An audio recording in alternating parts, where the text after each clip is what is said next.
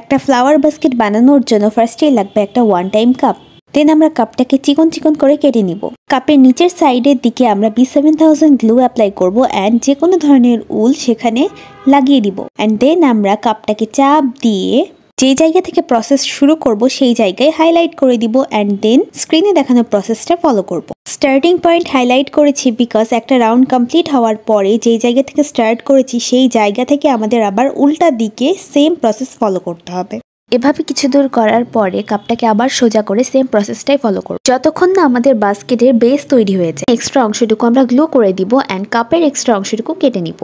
দেন একটা থিক ওয়্যারে আমরা উল গ্লু করে বাস্কেটের হাতল বানিয়ে নিব। বাস্কেটটাকে আরো বেশি সুন্দর করার জন্য আমরা এখানে লেস লাগিয়ে দিচ্ছি অ্যান্ড আমাদের বাস্কেট রেডি। এখন এর মধ্যে আমরা ফুল দিব।